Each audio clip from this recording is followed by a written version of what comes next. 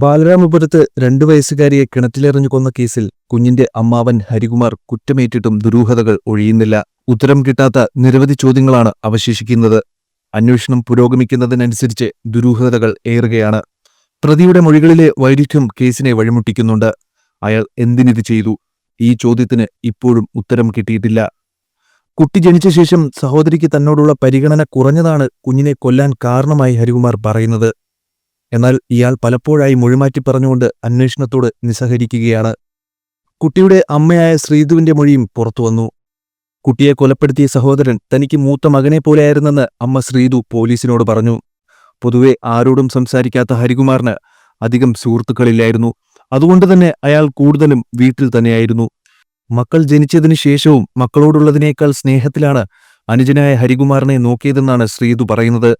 കുട്ടി ജനിച്ച ശേഷം സഹോദരിക്ക് തന്നോടുള്ള പരിഗണന കുറഞ്ഞതാണ് കുട്ടിയെ കൊല്ലാനുള്ള കാരണമെന്ന് ഹരികുമാർ തുടക്കത്തിൽ പോലീസിനോട് പറഞ്ഞിരുന്നു.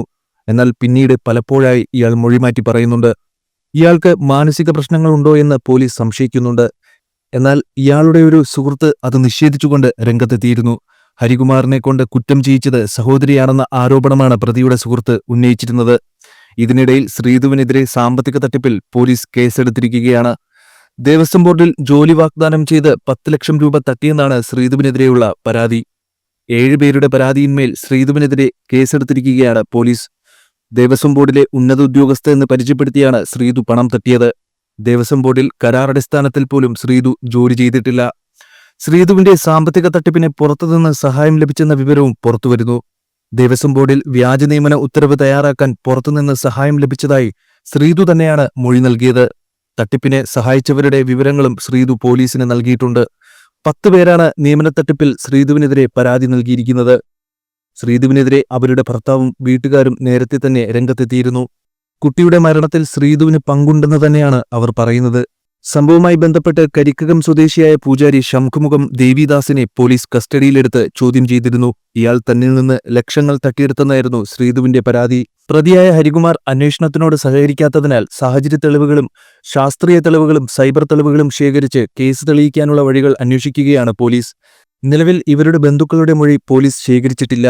ഹരികുമാറിന്റെയും ശ്രീധുവിന്റെയും സ്വഭാവം നിഗൂഢതയുള്ളതെന്നാണ് ലഭിക്കുന്ന വിവരം. ഇവരുടെ വാട്സപ്പ് ചാറ്റുകൾ തെളിയിക്കുന്നതും അതുതന്നെയാണ്.